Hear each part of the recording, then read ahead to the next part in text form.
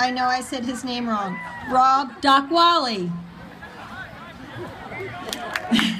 Rob comes to us as an American Cancer Society Voice of Hope. Thank you for being here, Rob. Hey everybody, how's it going? So my name is Rob Dockwally. I'm a student at Drexel University, and I've got a good bit going on in my life. I moved out here from California. I'm an athlete, I'm a gentleman, I'm a scholar, leader, all that good stuff. But that stuff almost got cut short right around my 18th birthday, and I want to tell you guys a story about that. So it was my senior year of high school. April, everybody's getting ready to graduate. Nobody really cares too much after AP exams are over. I'm sure you guys some of you are in that boat. And I'm sitting in my doctor's office. I'm here for a follow-up for a routine appointment, for a follow-up for a sports injury that I've gotten a couple times before. It's called epididymitis. And it's a 2-week antibiotic run, followed by, the follow-up. I'm sitting there in the follow-up. I'm expecting just come in, get out, everything's good to go. Doctor stops me. He goes, "You need an ultrasound right now." Okay, can it wait? No, you need it right now. 3 hours later, I'm sitting in a urologist's office. I'm sitting there for 3 hours until the end of the day. So I spend my entire day at the doctor's office right now. I'm bouncing around from place to place. And the reason I figure out I'm sitting there for 3 hours, the nurse comes in about an hour and a half in, and she goes, "Dr. Azerjani, he wants to have a very long talk with you. And you can't leave. He's saving you for the last appointment of the day." So I'm sitting there. I have an academic competition coming up that weekend. I was really involved with this program called We the People Competition Civics. It's a long story. But we had our national championships that weekend, and I'm sitting in the room, and I'm just kind of running stuff over in my head. And he walks in and he says, "Based on what we've seen so far, you have a textbook case of testicular cancer. We need to move now." So, fast forward about 15 hours, about an hour away from my house, and I'm on a surgery table, 6 in the morning. Fast forward another 15 hours. I'm getting CT scans, I'm getting blood tests, I'm getting chest x-rays, I'm getting brain MRIs. Fast forward to the day after my 18th birthday. It's my first day of chemo. At the end of the day, I was diagnosed with stage 3A testicular cancer. Now, for those of you who don't know, there's no stage 4 in testicular cancer. Besides having a brain met, meaning that it's traveled up to your brain, that's pretty much as bad as it gets. So it's like Lance Armstrong, but no brain met. It's the easiest way to think about it. And so I was going to have what's called 3 cycles of BEP chemotherapy. Now, it's bleomycin, which some of you guys might know because it's used pretty commonly. Etoposide and cisplatin, which is a platinum-based drug. And they were going to hit me with it. Each cycle was going to be 1 week, 5 hours a day for that week. And then I get some rest time, which just meant I hang out, enjoy myself, and I go in once a week for bleomycin shots. So I went through chemo, and the first thing that a lot of people ask me is they ask me, "What exactly is chemo like?" Sorry, I'm not used to standing around. I don't really stand in one place too often. So they go, "What exactly is chemo like, Rob? How do you define it? Like, what goes into chemo?" And a lot of you guys know, at its best, chemo is just a nuisance. It's just being more careful, staying away from crowds. Every once in a while you get a little bit sick.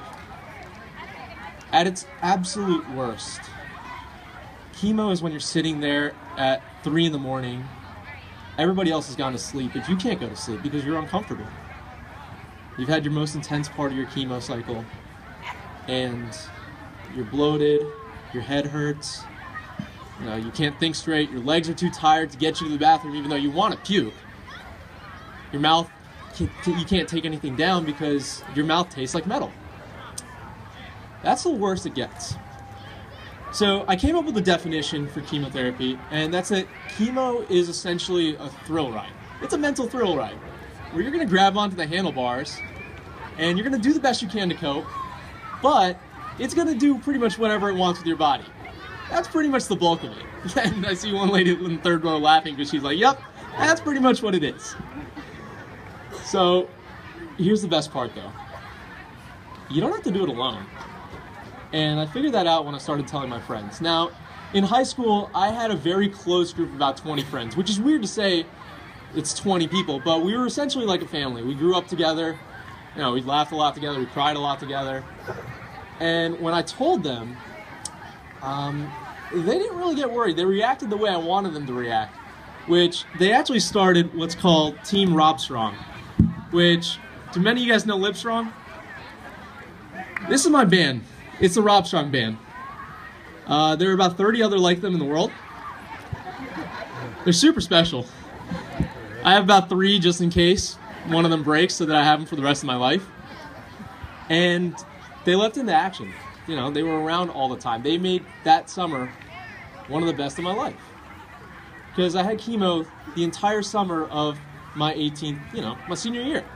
My senior year summer, before everybody goes off to college, when everyone's supposed to have a good time.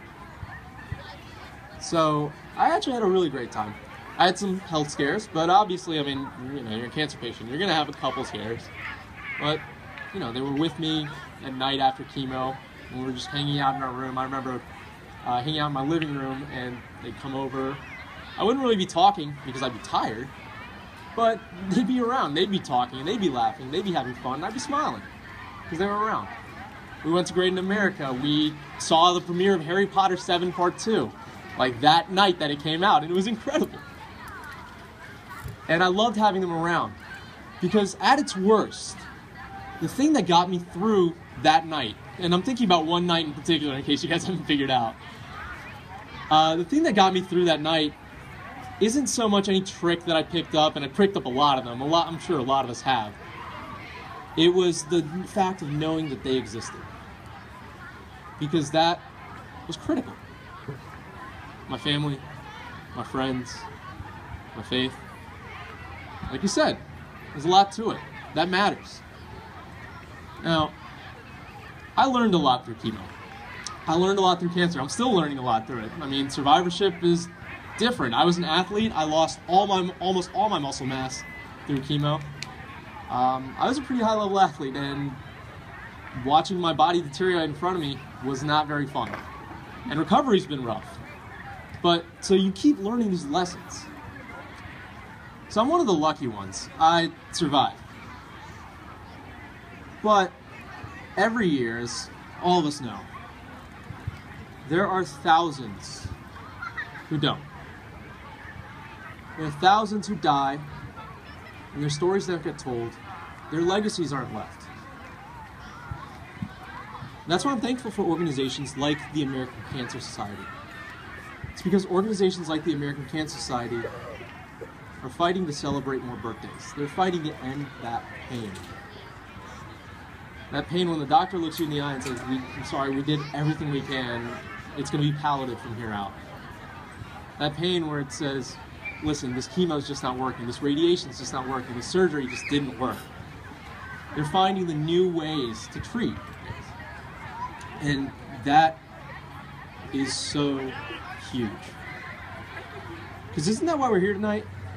We're here to celebrate a world with more birthdays. We're here to support a world with more birthdays, with more piano recitals, with more graduations, with more birthday dinners, with more weddings, with more football games. I'm a huge football fan.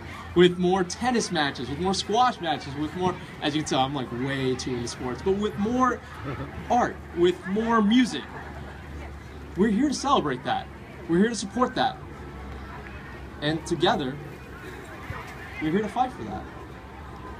So, I'm going to ask you all to join me and Gary as we lead the Survivor Lap. It's going to be a great lap. We're all going to walk really strong. Let's do it. Sound good?